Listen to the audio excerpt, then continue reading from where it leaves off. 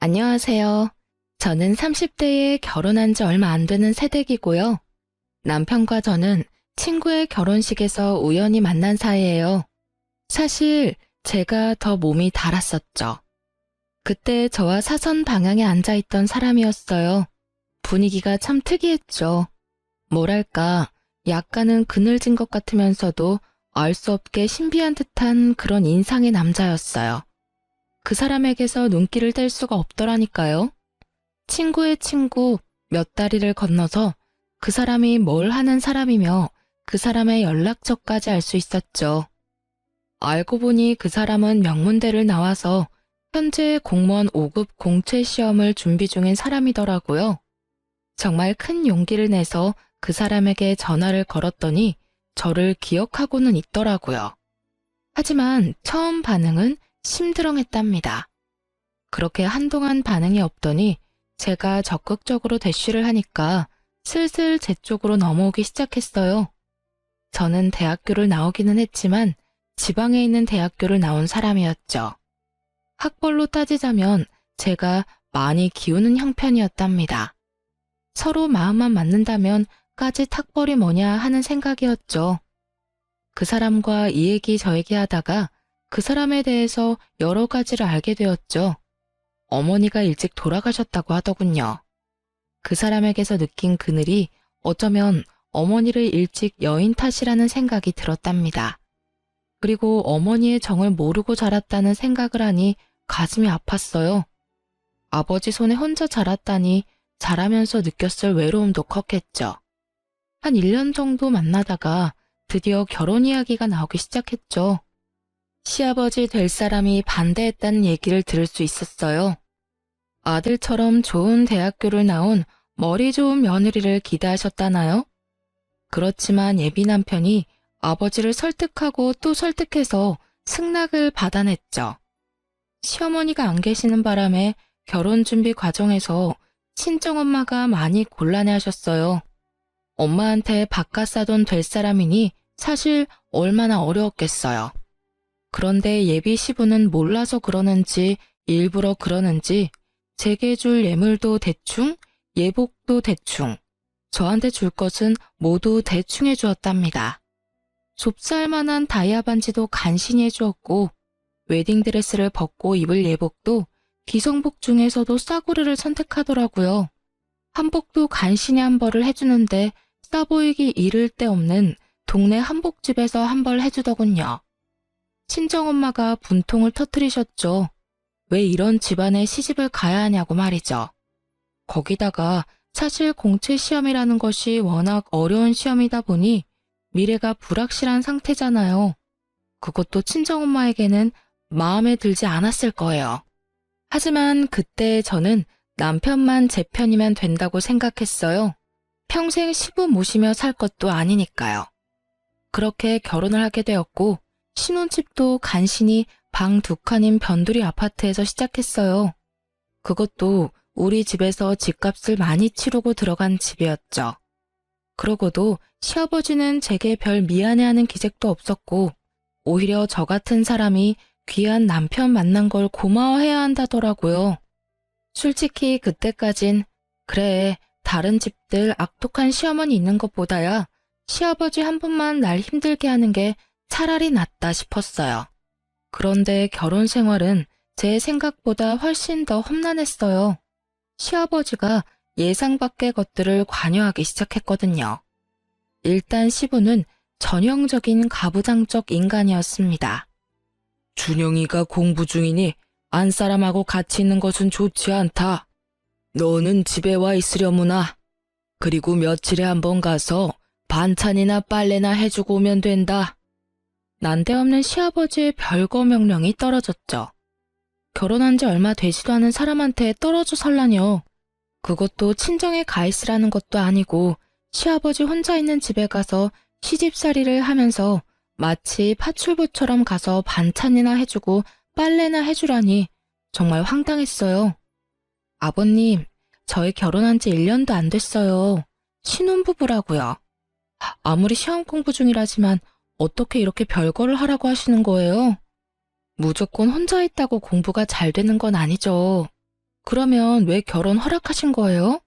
차라리 시험에 붙고 결혼하라고 하셨어야죠.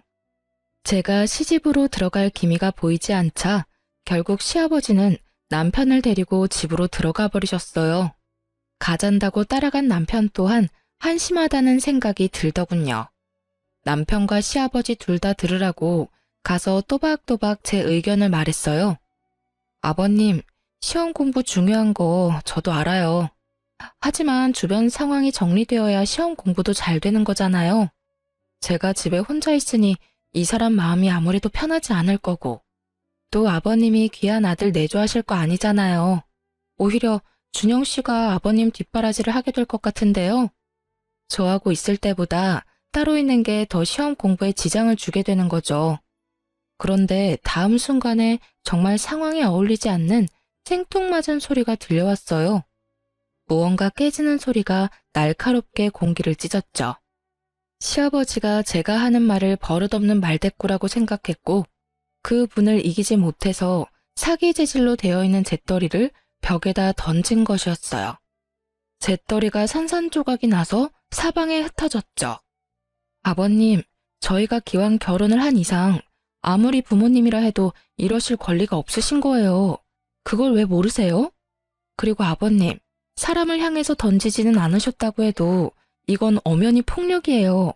어떻게 맞이한 지 1년도 안 되는 며느리 앞에서 이런 충격적인 모습까지 보여주세요? 남편이 제 입을 막고 끌다시피 밖으로 데리고 나오더라고요. 내 말 틀린 거 하나도 없잖아. 그리고 준영 씨도 그래.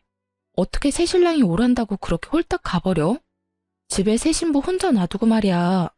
귀를 막고 한번 물어봐. 세상 천지에 시아버지 집에 들어와 사는 며느리가 어딨어. 그것도 단 둘이. 당신은 이게 경우에 맞는 요구라고 생각해? 남편이 싹싹 빌다시피 제게 사정을 하더라고요. 아버지가 원래 가부장적인 분이야. 자라면서 아버지 뜻을 거역해 본 적이 없어. 어머니도 살아생전에 아버지 의견 반대하는 건 거의 본 적이 없고. 당신이 이해해, 응? 참나, 뭐 이런 경우가 다 있나요?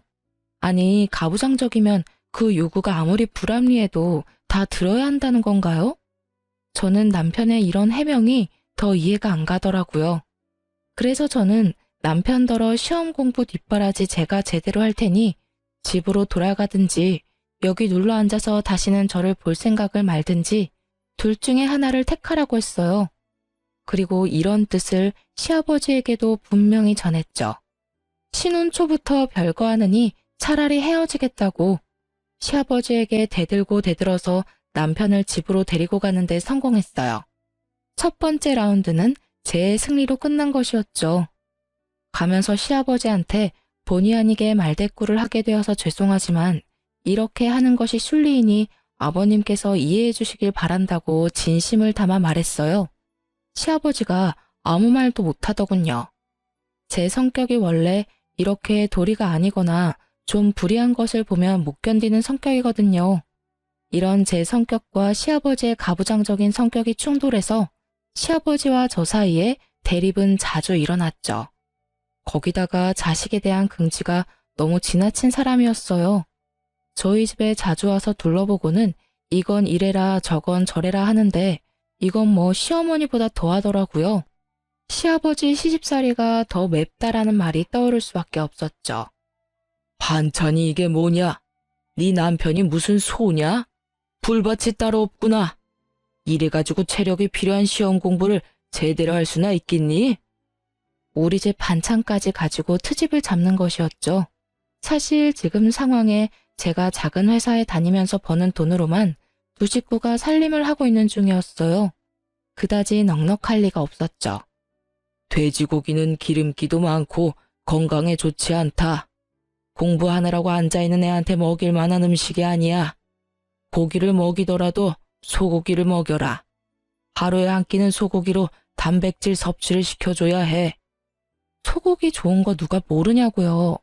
하지만 당신 아들이 아직 수험생인데 무슨 돈으로 하루에 한 번을 꼭 소고기를 먹일 수가 있겠어요? 솔직히 가장이 수험생인 것도 감당하기 힘든데 저 나름대로 식재료를 신경 써서 식사 준비를 했단 말이죠. 수중에 있는 돈을 고려해서 건강한 식재료 찾는 게 어디 쉬운 일인가요? 그런 일에까지 참견하는 시아버지가 참 경우 없다 싶더군요. 이렇게 시아버지와 제가 사사건건 대립하던 중 드디어 남편이 시험에 합격했어요. 정말 눈물이 날 만큼 기뻤답니다. 시아버지도 뛸 듯이 기뻐했죠.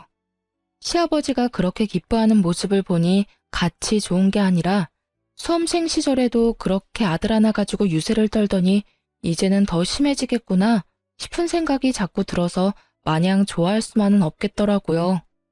어쨌든 남편이 연수를 마치고 발령을 받아 꽤 많은 연봉을 받게 되었죠. 이제는 제가 버는 적은 돈을 가지고 이리저리 머리를 써서 쪼개 쓰지 않아도 된다는 생각을 하니 흐뭇했답니다. 친정엄마도 정말 좋아해 주셨어요. 그런데 기쁜 것도 잠시 또 시아버지가 제 화를 돋우는 요구를 하더라고요. 네 남편의 오늘날이 있기까지는 내가 키우면서 제대로 교육을 시켰기 때문이야. 그러니 네 남편이 버는 돈은 모두 나한테 보내라. 내가 알아서 적금도 부어주고 내 생활비도 쓰고 할 테니 말이다. 네 남편이 번 돈은 내가 관리하겠다는 말이다. 알아들었겠지? 아니, 마누라가 시퍼렇게 눈을 뜨고 살아있는데 왜 시아버지가 남편의 월급을 관리한단 말인가요? 아버님, 그러면 이 사람이 시험에 합격해서 돈을 많이 버는데도 여전히 제가 이 사람 먹여 살려야 한다는 말이에요? 저 그동안 할 만큼 했어요. 당연히 결혼을 했으면 자기 가정은 자기 힘으로 꾸려나가야죠. 이제 충분히 그럴 능력도 되고요. 너 같은 처지에 네 남편 같은 사람을 만났으면 그걸로 고마운 것을 알아야지. 같이 살아주는 것만 해도 고마운 일이란 말이다. 그거 말고 뭘 더 네 남편한테 바라는 거냐? 평생을 키운 나하고 이제 겨우 2년 남짓 뒷바라지한 너하고 설마 비교를 하겠다는 것은 아니겠지? 정말 할 말을 잃겠더라고요. 듣는데 혈압이 오르는 건 둘째치고 세상에 이런 부모님도 다 있구나 싶었어요. 궤변도 이런 궤변이 없겠더라고요. 아버님, 제가 2년밖에 뒷바라지하지 않았지만 이 사람과 저는 함께 새 가정을 꾸렸어요. 죄송하지만 아버님은 저희를 응원해 주셔야죠.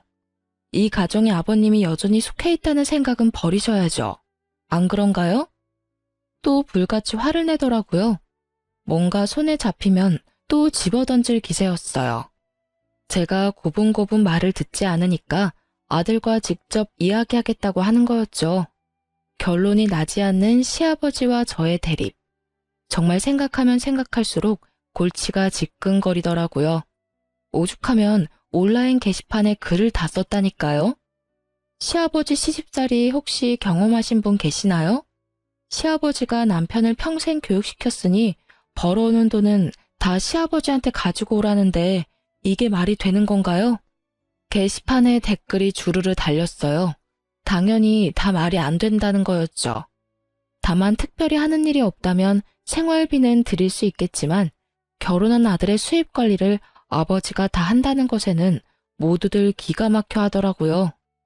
이런 굵직굵직한 싸움거리뿐만 아니라 제 신경을 긁는 사소한 요구도 많았죠. 일주일에 2번은 집에 와서 저녁을 차려라. 언제 친구들이 집에 오기로 했으니 와서 술상을 차려라. 그것도 하루 이틀 시간도 주지 않고 직전에 연락해서는 제게 명령조로 말하더라고요. 남편과 또 말싸움이 벌어지고 말았죠. 아버님 혼자 계시고 큰 수입이 있는 것도 아니니까 생활비는 드릴 수 있지. 그치만 당신 월급 전부를 관리하겠다는 건 절대 안 되는 말이지.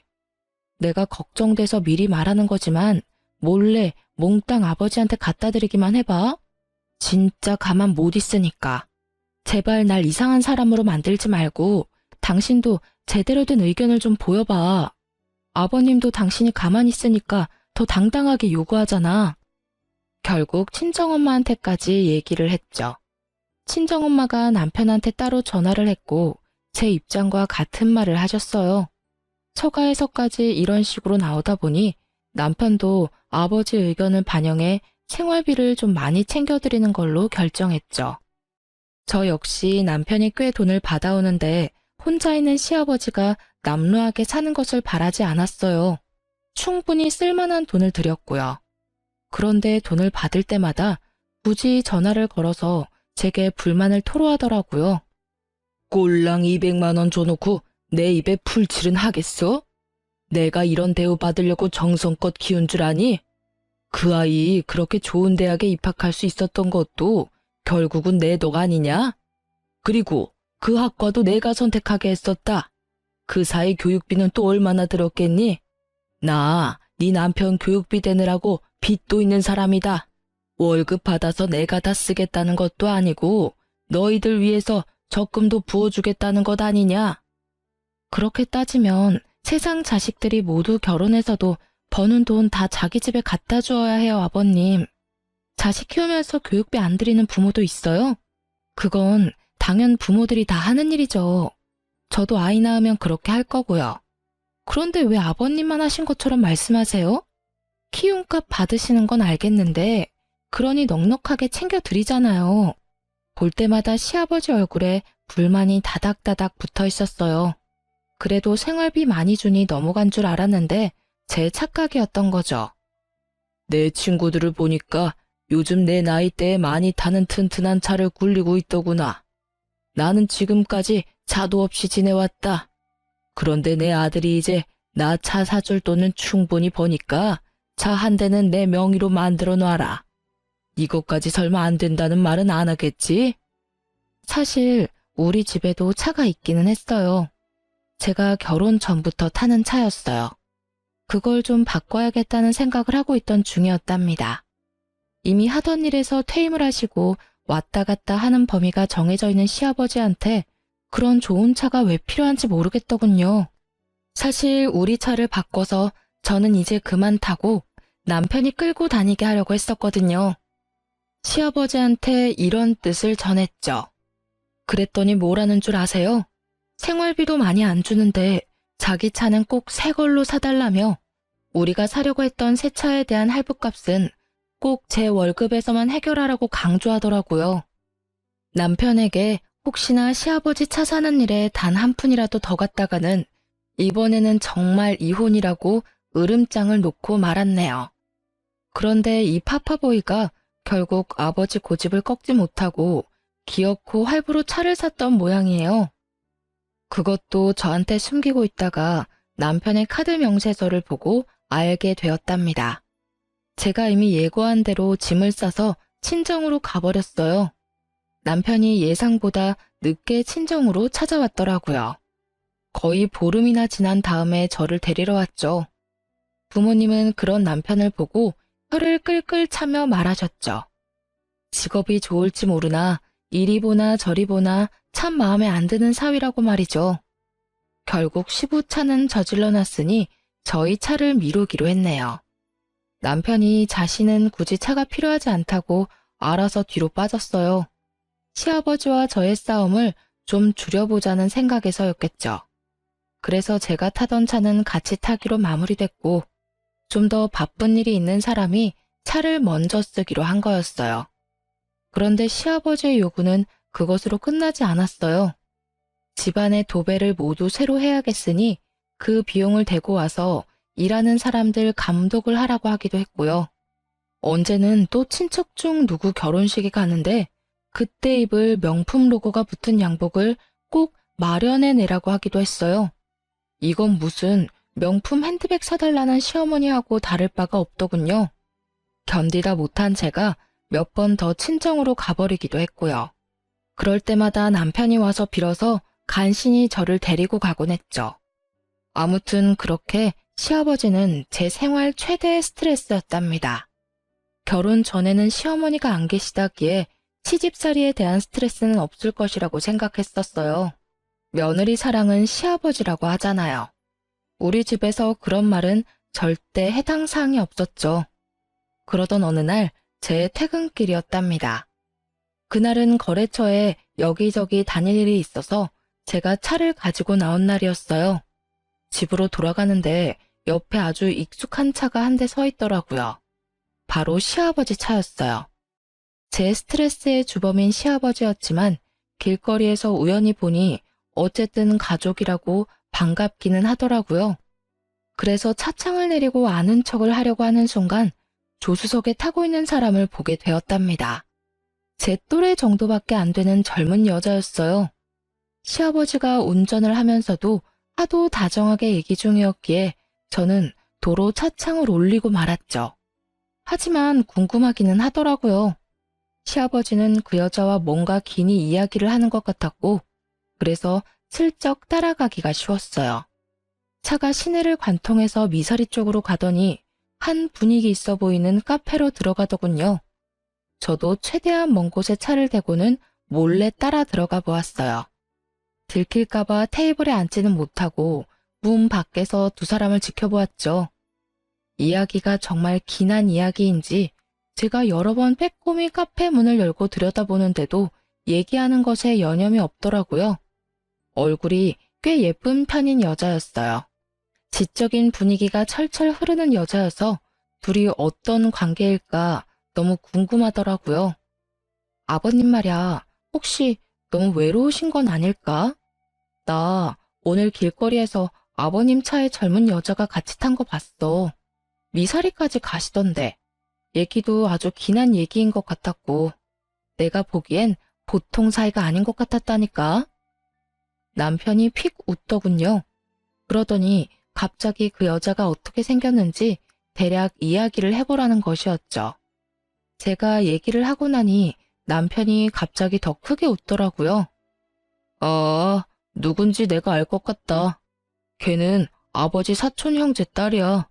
나랑은 그러니까 육촌간이 되는 여동생이지. 미국에 있다가 최근에 귀국했어. 바로 구해구만 뭐. 그런데 요즘 세상에 당숙하고 당질이 뭐 그렇게 가까운 사이야? 그렇게 긴히 나눌 말이 뭐가 있어. 아무튼 여자의 정체가 제가 생각하던 그런 것은 아닌 모양이었어요. 그런데 그 여자는 그 이후에도 시아버지 옆에서 자주 눈에 띄게 보이더라고요. 심지어 시집에서 그 여자를 본 적도 있었죠. 요즘 세상에 당숙과 당질이 뭘 그렇게 자주 만날 일이 있냐고 남편에게 다시 물었어요. 그건 걔가 한국에 들어와서 사업 하나를 구상하고 있나 봐. 커피 전문점을 하나 열고 싶어 한대. 그런데 아버지는 이미 돌아가셨고 사실 의논할 사람이 우리 아버지밖에 없나 봐. 아버지가 젊은 시절에 걔네 아버지 되는 당숙한테 신세진 적도 있었고 최근에 귀국해서 한국 물정을 잘 모르기도 해서 도와줘야 되거든. 뭐 그런 사정이라니 그런가 보다 했어요. 그러니까 저한테 육촌 시누이가 되는 사람이었죠. 남편보다 손 아래라고 했어요. 그래서 그 육촌 시누이에 대한 이야기는 잊고 있었고 그렇게 몇 주가 흐른 다음이었어요. 친정엄마가 밑반찬을 아주 넉넉히 해오시면서 제 시부에게도 갖다 주라고 하기에 반찬들을 챙겨 들고 퇴근 후 조금 늦은 저녁에 시집으로 갔죠. 엘리베이터에서 내렸더니 현관문 앞에 어떤 여자가 문을 열고 나오고 있더라고요. 그 육촌 시누이 되는 사람이었어요. 그 여자가 고개를 들고 저를 보더니 깜짝 놀라더라고요. 안녕하세요. 말씀만 들었지 인사는 처음이네요. 제가 아마 옳게 되는 입장일 거예요. 그렇게 말씀 들었어요. 안녕하세요. 저도 말씀 많이 들었어요. 다음에 뵐게요. 제가 지금은 바쁜 일이 좀 있어서. 뭐 그리 놀랄 일이 있었던지 어딜 빨리 가봐야 한다며 도망치듯 그 자리를 벗어나더라고요. 그런데 너무 서둘다 보니 핸드백이 도어락 손잡이에 걸리면서 바닥에 뭔가가 떨어지더군요. 집어들고 보니 가방 장식품이었어요. 비싸 보이는 물건이라 꼭 전해줘야겠다고 생각하고 아래층으로 따라 내려갔죠. 찰나의 순간이라 아직 멀리 못 갔을 거라 생각했는데 쉽게 보이지 않더라고요. 두리번 거리다가 다른 동까지 와버렸고 마침 어떤 여자 통화 소리가 들리는데 그 여자 같더라고요. 나 정말 깜짝 놀랐어. 갑자기 문 앞에 서 있더라니까. 언제까지 기다려야 하는데 아버님한테 무슨 대책이 있으신 건데 그 여자랑은 정말 언제 헤어질 거야? 이 말만은 정확히 들을 수 있었죠. 하지만 지나가는 자동차 소리에 더 자세한 말은 들을 수 없었어요. 속으로 이 시누이도 애정관계가 복잡하구나 생각했답니다.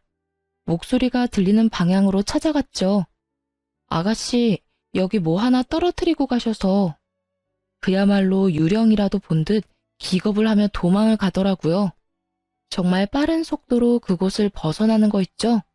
남편이 퇴근한 후 이 이야기를 하면서 집까지 드나드는 이유가 뭐냐 물었죠. 그랬더니 남편이 말하기를 그 사업 관리를 아버지에게 맡길 수도 있다는 것이었어요. 커피 전문점이라면 젊은 사람들의 감각이 필요한 일이었기에 좀 의외라는 생각이 들긴 했지만 그거야 뭐 본인들이 알아서 할 일이니까요. 그즘 남편은 일이 많은지 귀가가 늦는 날이 많았어요. 공무원의 좋은 점 하나가 칼퇴인데 남편은 신입이라 아직은 그렇지 못하다는 것이었죠. 남편이 힘들겠다 싶었어요. 친정엄마가 그 말을 듣고 정말 등급이 좋은 사고를 사서 올려보내셨어요. 이번에도 역시 넉넉하게 보내주셨기에 시아버지 몫까지 준비했죠. 그리고 거의 밤을 새고 사고를 고았어요. 덕분에 다음날 출근해서 신나게 졸았답니다. 시아버지가 먹을 것을 따로 담아서 차에 싣고 시집을 향해 갔죠. 시집에 도착해보니 좀 의외의 상황이 눈앞에 벌어져 있더군요. 우선 신입이라 일에 바쁘다던 남편이 그날만은 칼퇴를 했는지 시집에 와 있더라고요. 그런데 시아버지와 함께 그 육촌 시누이도 같이 있더라고요. 요즘 들어 늘 귀가가 늦었던 남편이었기에 조금 이상하다 싶긴 했죠. 그리고 또 좀 이상한 것이 제가 들어가니 그동안 무슨 이야기를 하고 있었던지 입을 다물면서 분위기가 싸해지는 것이었어요. 할 얘기를 해봤자 시누이가 버린다는 사업 이야기밖에 없었을 텐데 그 이야기가 저 있는 곳에서는 못할 이야기인가 싶더라고요. 하긴 우리 시아버지가 저를 무시하는 거야 뭐 잘 알고 있긴 하지만요. 저 같은 사람이 남편과 살고 있다는 것 자체를 고마워해야 한다는 사람이잖아요. 그러니 뭐 사업 이야기 같은 얘기를 제 앞에서 굳이 하고 싶지 않을 수도 있었겠죠. 하지만 어쨌든 이런 분위기가 마음에 걸리긴 했어요. 직감적으로 뭔가 이상한 것은 틀림없었죠. 남편과 함께 집으로 돌아왔지만 제 마음이 계속 찜찜했어요. 남편이 샤워를 하고 피곤하다며 먼저 잠에 떨어지고 나서 침대 옆 협탁 위에 있는 남편 핸드폰이 눈에 띄었죠. 패턴이 걸려있더군요.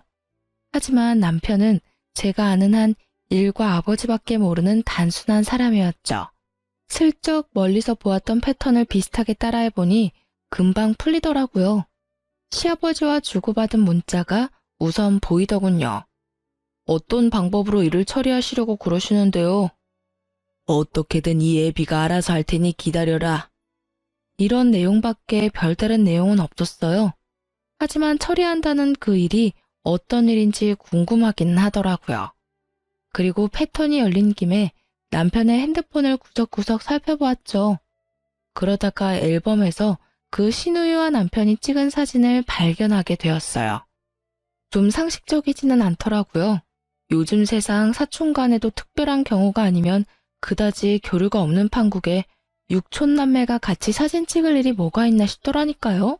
셀카는 아니고 누가 찍어준 듯 한 방향을 바라보고 같이 웃고 있는 사진이었어요.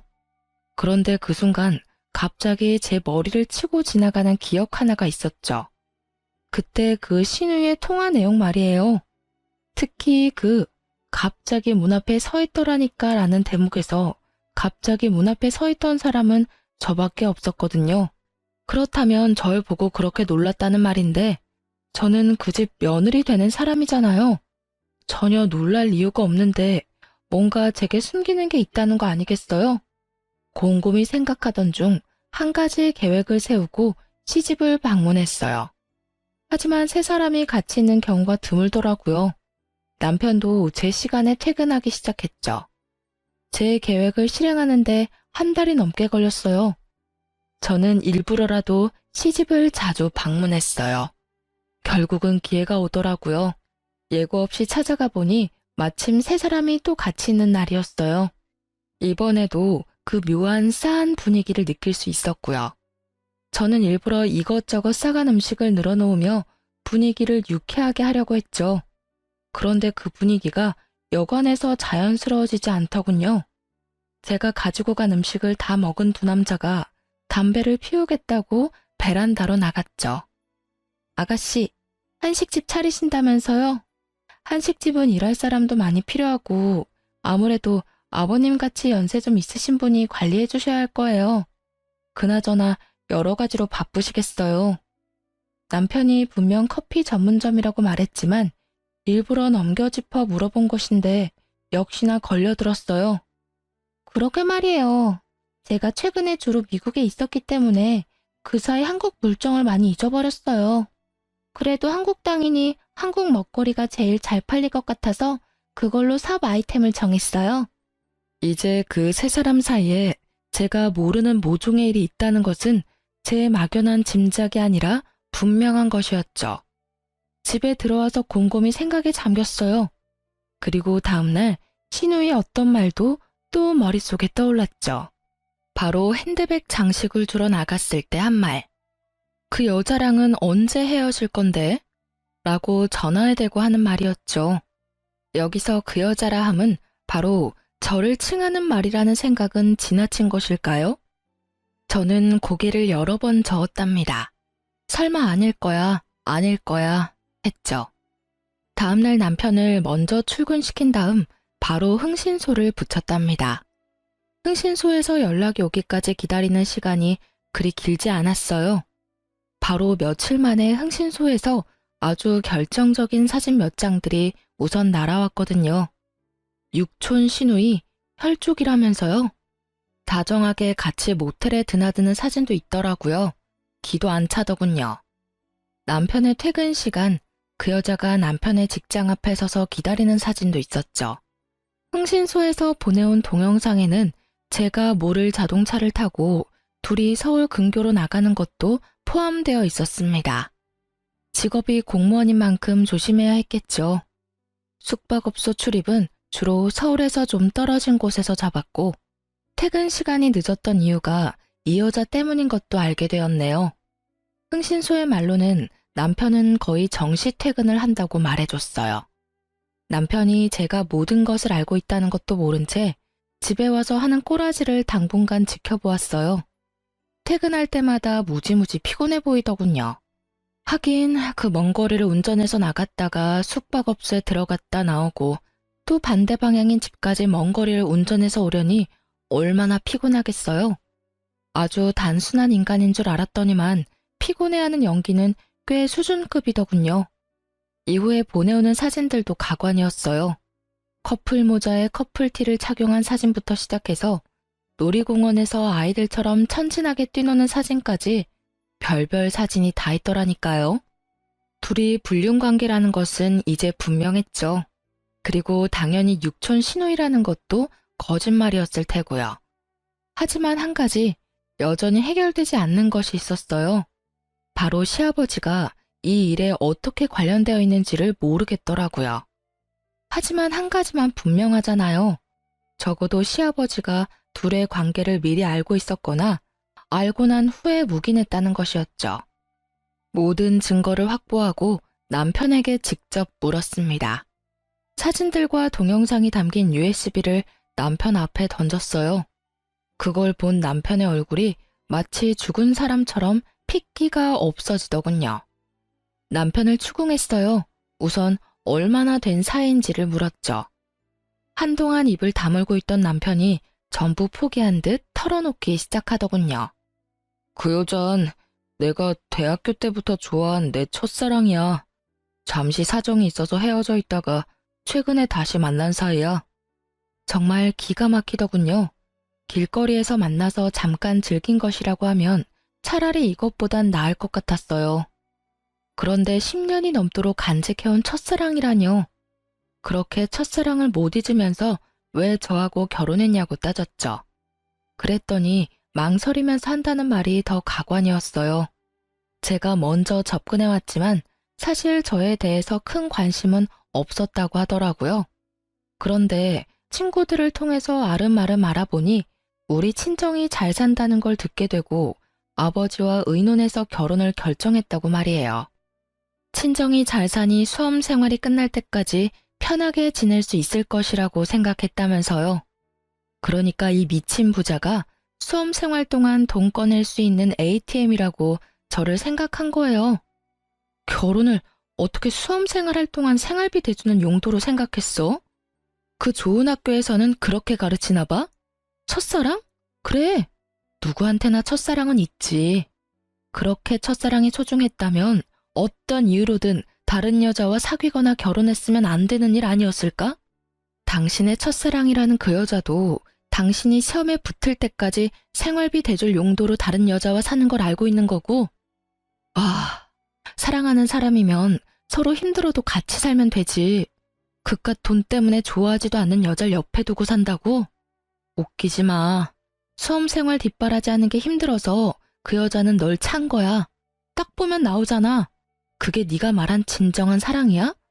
당신은 그 잘난 머리로 공부만 하지 말고 사람 보는 눈을 높여봐. 하긴 내가 그런 말 할 처지는 안 되네. 당신이 뭐가 잘났다고 돈 써가며 내조했을까? 남편이 말없이 듣고 있더군요. 그 여자가 먼저 남편을 차서 헤어지게 되었다더군요. 그래서 헤어져 있는 기간 동안에 그 여자가 다른 남자하고 약혼을 했다가 파혼을 했다는 것도 듣게 되었죠. 그게 모두 미국에서 이루어진 일이라고 했고, 귀국해서는 남편을 찾았는데 남편은 그때 시험 공부 중이었고요. 그때 마침 제가 적극적으로 남편에게 대시를 했었던 바람에 결혼까지 한 거였죠. 웃긴 건 시아버지가 그 여자를 무척 마음에 들어한다고 말하더라고요. 남편과 같은 명문대 출신이라 머리가 좋다는 이유에서요. 시부가 얼마나 가부장적이냐면 자식을 낳으면 머리는 엄마 쪽을 담는 거라며 무조건 좋은 대학을 나온 사람과 결혼해야 한다는 이념을 가진 사람이었어요. 아무리 그래도 그렇지 이미 결혼식까지 치른 자식이 다른 여자를 만난다는데 뜯어 말렸어도 모자랄 판에 오히려 반가워했다네요. 정말 비뚤어진 아버지와 비뚤어진 아들의 합작품이 아닐 수 없었어요. 다음 날 남편 놈과 함께 시부에게 찾아갔죠. 도살장에 끌려가는 소가치구는 남편 놈과 함께 도착했더니 시부도 뭔가 잘못되었다는 걸 알아차린 거죠. 이 사람 이제 다 자랐고 결혼까지 한 사람이에요. 자기 가정을 꾸려나가는 데 있어서 아버님이 초등학생 학교 보낸 것처럼 참견하신 일에 대해서는 더 말씀드리지도 않겠어요. 그런데 그렇게 좋은 대학에 보내 잘 교육시켰다는 분이 아들의 불륜관계를 부추기다뇨? 그리고 이미 결혼한 죄 없는 며느리를 내쫓을 생각을 하셨다고요? 아버님의 아들에 대한 평생 교육이 어땠는지를 정말 잘 알겠네요. 바로 아버님의 그런 삐뚤어진 사랑이 삐뚤어진 아들을 만들어낸 거예요. 결혼은 조건이 아니라 사랑으로 하는 거지. 돈이 필요해서 잠깐 같이 사는 계약관계가 아니라고요. 뭐 위자료 치르고 아들 이혼하면 그만이라 생각할 건가요? 아버님이 돈 뜯어내는 ATM 정도로만 생각했으니 저도 순순히 물러날 생각 없네요. 뜯어간 만큼 도로 채워 넣으셔야죠. 아시죠? 저는 남편 수험 생활을 마칠 때까지 가정에 헌신했고 남편은 뒷바라지 해준 조광지처 배신하고 더러운 불륜이란 걸 저지른 불륜남일 뿐인 거. 물론 아버지로서 아들 불륜 눈 감아준 것도 법적으로 크게 작용할 거예요. 다들 그만한 대가는 치르셔야죠. 뭐라? 시끄럽다. 네가 끝까지 못 배운 티를 내는구나. 나를 감히 훈계해? 귀한 우리 아들을 너같이 못 배운 것한테 주려고 평생 그렇게 정성을 들였는 줄 아느냐? 거기다가 계집애가 남자에게 정신이 팔려 부끄러운 것도 모르고 먼저 뒷공문이 쫓아다니던 네가 내 마음에 들었을 줄 아느냐? 거기다가 생각한 만큼 돈도 안 쓰는 구두쇠 집안이더구나. 잘 산다기에 수험 생활할 동안 퍼줄 줄 알았지. 거기다가 고분고분하지도 않고 하나부터 끝까지 너는 내 며느리가 아니었어. 못 배웠다고 계속 무시하시는데 그쪽이야말로 하나는 알고 둘은 모르나 보죠? 세상 사람들은 뭐라 생각하겠어요? 법적으로 사기 결혼에 해당하는 행위를 오로지 돈 때문에 밀어붙였으면 그건 부모가 자식 이용했다고밖에 생각 못하죠. 그리고 귀한 아드님 공무원 만들 생각은 하고 한순간에 인생 망할 줄은 상상도 못했나 보죠?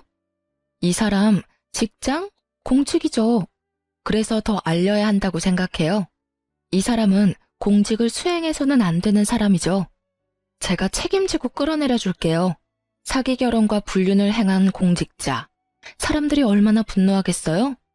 조금 전까지 당당하던 시아버지가 싹싹 빌기 시작하더군요. 자신이 잠깐 정신이 나갔었다는 둥, 여러 가지로 저를 힘들게 했겠다는 둥. 이제 와서 일을 손바닥 뒤집듯이 없는 일로 만들려고 하는 것이었죠. 두 부자가 싹싹 빌다시피 하지만 저는 봐줄 생각이 없어요. 증거를 다 갖추어 투서를 했죠. 증거는 모두 갖추어져 있으므로 전 남편은 파면 내지 중징계가 불가피해 보였죠. 그리고 저번 온라인 게시판에 올렸던 글에 제 근황을 달았고 저를 걱정해주던 사람들이 전부 함께 그 부자를 손가락질하기 시작했죠. 저는 위자료를 듬뿍 받아내고 이혼했어요. 결혼 기간이 짧아 재산 분할 같은 건 할 게 없었지만 제가 가정에 충실히 기여한 점을 내세워 위자료를 최대한 받고 끝냈죠. 하지만 그 돈으로 제가 겪은 상처들의 큰 위로가 되진 않더라고요. 물론 상간녀에게도 소송으로 승소의 위자료를 받긴 받았는데 끝까지 진심이 담긴 사과를 듣진 못했거든요. 제 이야기를 들은 여러분이 조금 답답하셨을지도 모르겠네요. 남편을 너무 좋아했던 게 죄였나 싶기도 하고 큰 상처를 남기고 간 결혼이라 스스로 자책도 많이 했는데요. 하지만 사기친 놈이 잘못한 거지 사기 당한 사람이 잘못한 건 아니잖아요. 그리고 세상에 이런저런 부모 많다지만 이런 식으로 팔자 한번 펴보려고 자식 장사하는 부모를 처음 겪어봐서인지 솔직히 이제 결혼이란 게 너무 두렵네요. 제대로 된 집안에 시집 가려는 게 그렇게 큰 욕심인가 싶네요. 지금까지 제 결혼 생활에 대해 말씀드렸어요. 짧게나마 많은 위로와 응원 부탁드립니다. 감사합니다.